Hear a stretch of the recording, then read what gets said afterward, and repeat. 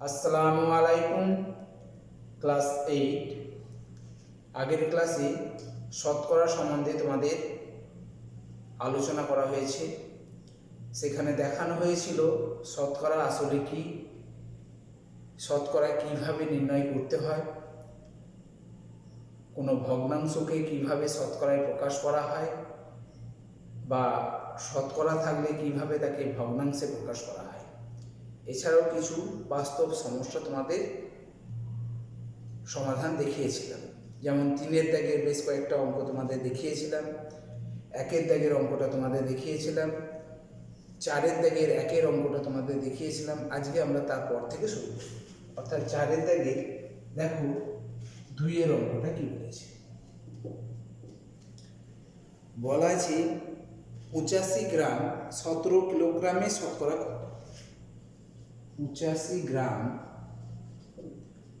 17 কিলোগ্রামে শতকরা কত?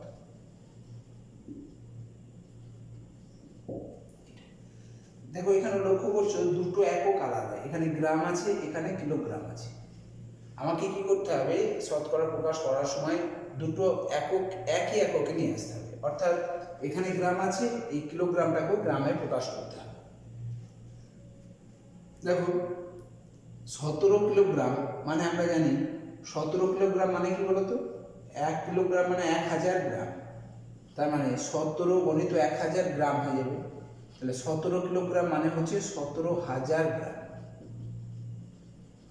ঠিক আছে, এবার আমাকে কি করতে হবে, 85 গ্রামটা 17 কিলোগ্রামে শতকরা কত?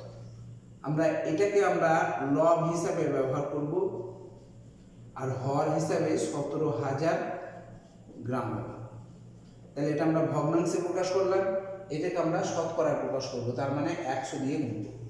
ঠিক আছে, দেখো প্রথম হচ্ছে গ্রাম, গ্রাম কেটে দাও, এখানে দুটো শূন্য, এখানে দুটো শূন্য কেটে দাও। ঠিক আছে, 5 দিয়ে কাটো, 5 17 85, 5 দিয়ে কাটলে দেখো 5 3 15, 5 4 20, 17 কে 17, 17 2 34 সমান 1/2। 100 দিয়ে গুণ করা মানে পার্সেন্টেজ পাওয়া, তার মানে 1/2%। ঠিক আছে, বুঝতে পারলে এটা? এরপরে দেখো 3-এর অঙ্কটা।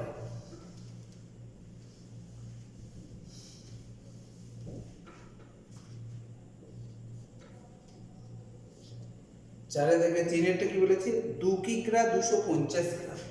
2 কিগ্রা 250 গ্রাম আর দিয়ে আছে 0.72 কুইন্টাল। কুইন্টালে শতকরা কত? ঠিক আছে, দেখো এখানে কিগ্রা গ্রাম আছে, এখানে কুইন্টাল আছে। এগুলো হচ্ছে কি একই এককে প্রকাশ করতে হবে। দেখো কিগ্রা আছে, এখানে গ্রাম আছে, সব থেকে ছোট একক হচ্ছে গ্রাম, তাহলে সবগুলোকে গ্রামে প্রকাশ করবে। কুইন্টালকেও তোমাকে গ্রামে প্রকাশ করতে হবে। তাহলে দেখো আমরা জানি 1 কিগ্রা মানে হচ্ছে 1000 গ্রাম, তাহলে 2 কিগ্রা মানে হচ্ছে 1000 দিয়ে গুণ করতে হবে, তার মানে 2000 গ্রাম হবে। আর এই 250 গ্রামটা আবার যোগ হবে, সমান 2250 গ্রাম। বুঝতে পেরেছো? দেখো 2 কিগ্রা মানে 1 কিগ্রা মানে হচ্ছে 1000 গ্রাম, তাহলে 2 কিগ্রা মানে 2000 গ্রাম, আর 250 গ্রামটা আছে আবার, সেই জন্য যোগ হচ্ছে দিয়ে 2250 গ্রাম। এখন কুইন্টালকে কিভাবে গ্রামে প্রকাশ করব? প্রথমে কুইন্টালকে কি গ্রামে প্রকাশ করব? 1 কুইন্টাল মানে হচ্ছে 1 কুইন্টাল মানে হচ্ছে 100 কিলোগ্রাম। তাহলে এটাকে 100 দিয়ে গুণ করলে আমরা কি পাবো, 100 দিয়ে যদি কুইন্টালকে 100 দিয়ে গুণ করা হয় তাহলে কিলোগ্রাম পাবো। তাহলে 72 লিখবেন আর দুটো শূন্য বসিয়ে দেবেন। দেখো 72 আর 100 দিয়ে গুণ করা মানে দুটো শূন্য বসে গেল। এবার দশমিকের পর দুটো সংখ্যা আছে, সেই জন্য দশমিক 2 ঘর সরবে। একবার কোনো জায়গায় দশমিক নেই মানে একবারে শেষে আছে, তাহলে 2 ঘর সরবে, তাহলে মানে 72 কিগ্রা। তাহলে এখানে আছে গ্রাম, এখানে কিলোগ্রাম আছে, তাহলে আমাকে এই কিলোগ্রামটাকে গ্রামে প্রকাশ করতে হবে। তাহলে কিলোগ্রামকে গ্রামে প্রকাশ করলে আবার আমাকে 1000 দিয়ে গুণ করতে হবে, কারণ আমরা জানি 1 কিলোগ্রাম মানে 1000 গ্রাম। তাহলে 72 আর 72কে 1000 দিয়ে গুণ করলে 72,000 এত গ্রাম। ঠিক আছে, এখন দেখো সহজেই আমরা এটাকে শতকরা প্রকাশ করতে পারবো। তাহলে এটা ভগ্নাংশে লব হবে 2250 গ্রাম আর হর হবে 72,000 গ্রাম ইন্টু 100। ঠিক আছে, তাহলে এটা ভগ্নাংশে প্রকাশ করা হলো, তারপর আমাকে শতকরা প্রকাশ করলে 100 দিয়ে দিই। এবার গ্রাম গ্রাম কেটে দাও, এখানে দুটো শূন্য, এখানে দুটো শূন্য কেটে দাও, এখানে একটা শূন্য, এখানে একটা শূন্য কেটে দাও। ঠিক আছে, এবার 3 দিয়ে কাটবে, 3 7 21, 3 5 15, 3 24 72, আবারও 3 দিয়ে কাটবে, 3 25 75, 3 8 24 সমান 25/8, 25/8। ঠিক আছে, এত পার্সেন্ট সমান পূর্ণ ভাঙবে 8 3 24, 3 পূর্ণ 1 8%, 3 পূর্ণ 1.8%।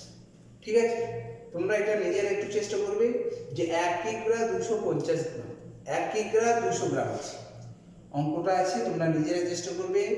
1 কিগ্রা লিখে দিই, তোমরা নিজেরা করবে। এটা বুঝতে পারলে তোমরা? এটা তোমরা নিজেরা একটু চেষ্টা করবে।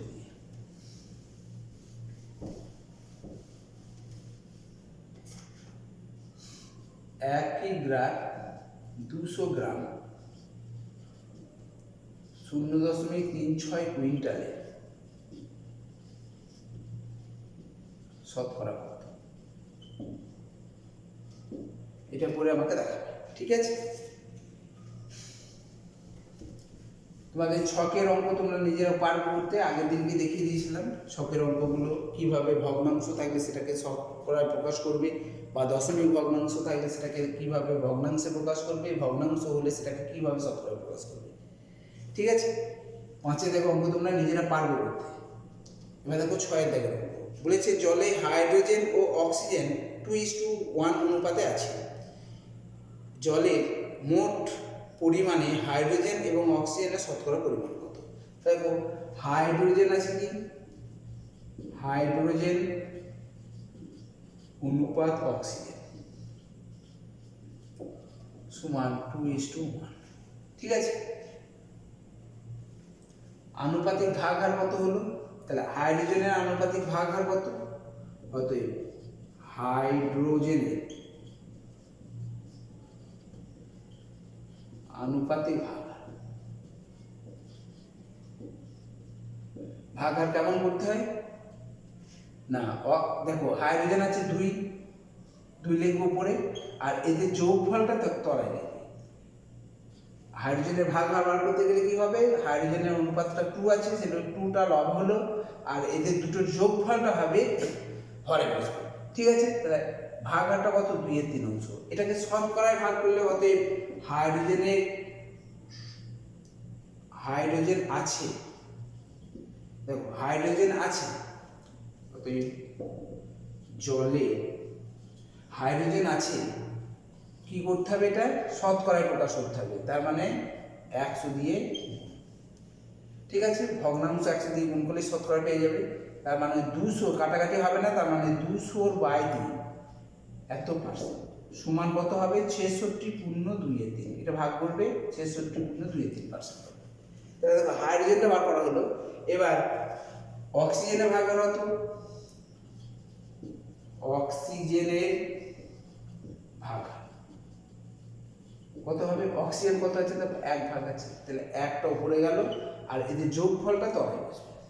ঠিক আছে, তাহলে অক্সিজেনের ভাগ হার হলো কত? 1/3।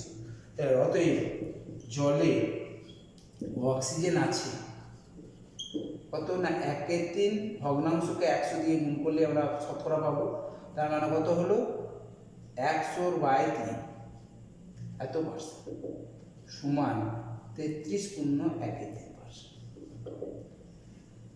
ঠিক আছে,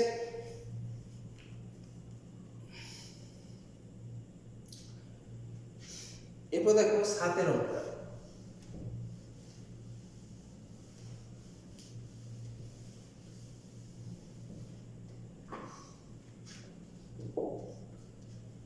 সাতের কি বলছে দেখো,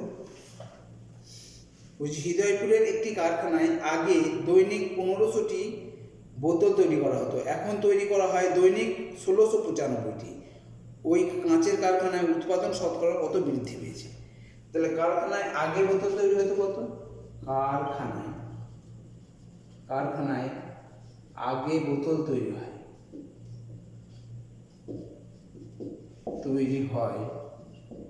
1500টি।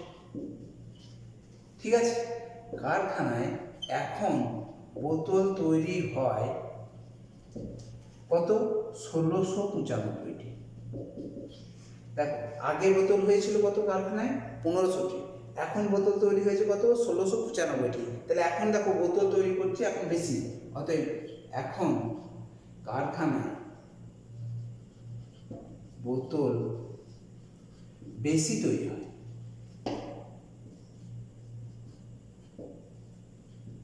কতগুলো? 1695 থেকে 1500 বাদ দিয়ে দিলেই হবে। 1695 মাইনাস 1500টি সমান 195টি, তাই না? দেখো, আগে 1500টা হতো, এখন 1695টা হয়েছে, তাহলে বেড়ে যাচ্ছে বেশি। তাহলে কতগুলো বাড়ছে? বিয়োগ করলেই বেড়ে যাবে, 195টি বেড়ে যাচ্ছে। তাহলে এই 195টি যখন শতকরা করবে তখন এইটার ওপর শতকরাটা করতে হবে, এর ওপর, কারণ এর ওপরই বাড়ছে কমছে। কমলেও এর ওপর কমবে, বা বাড়লেও এর ওপর বাড়বে। তাহলে যা কিছু কমবে বাড়বে তা সেটা 1500টির মধ্যেই হবে। ঠিক আছে, তাহলে এখন বোতল তৈরি করছে, এখন কারখানায় বোতল বেশি তৈরি হচ্ছে,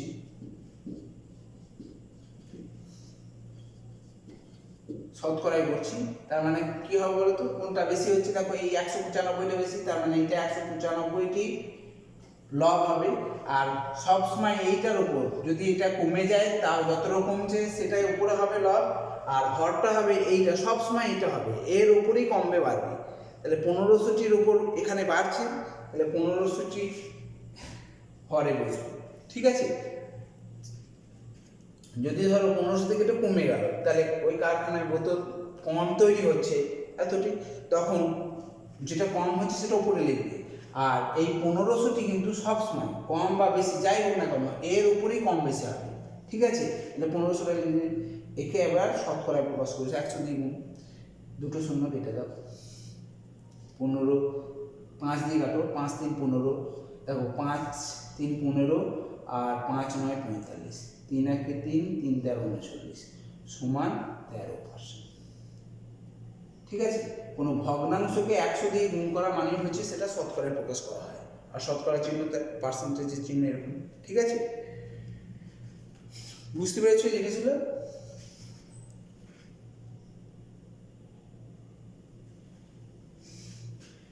এবার দেখো, আমাদের 2-এর দাগের একটা অঙ্ক আছে, সেটা আমরা এখন দেখব। 2-এর দাগের অঙ্কটা দেখো।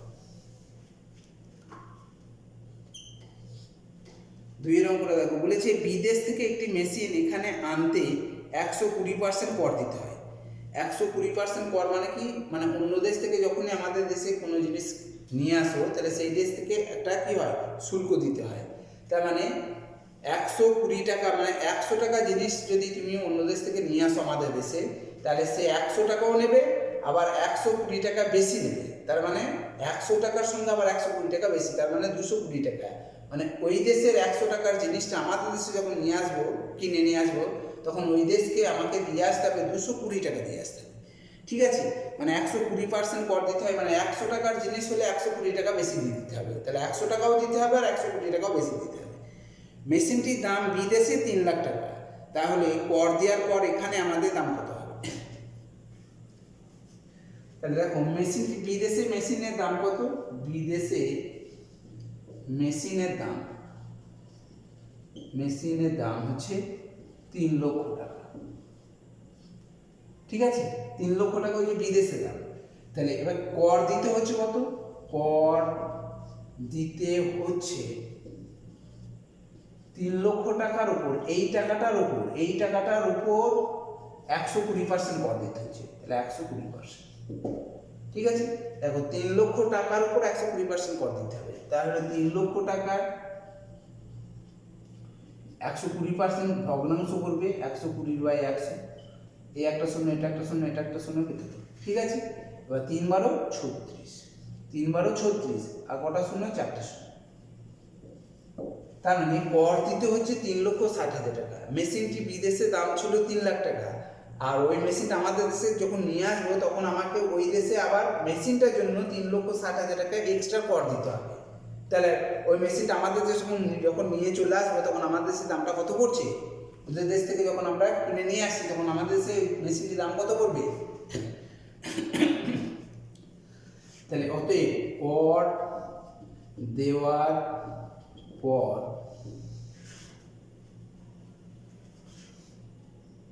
এখানে ওই মেশিনের দাম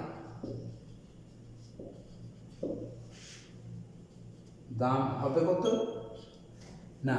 এই 3 লক্ষ টাকা ছিল, এটা তো তাকে দিতেই হবে দামটা, এই দামের উপর আবার 3,60,000 টাকা বাড়ছে, তার মানে আমাকে আরও 3,60,000 টাকা ওর সঙ্গে যোগ করতে হবে। তার মানে 6,60,000 টাকা আমাকে ওই মেশিনটার জন্য কী হবে? ওই দেশে দিয়ে আসতে হবে। ঠিক আছে, বুঝতে পেরেছো এটা?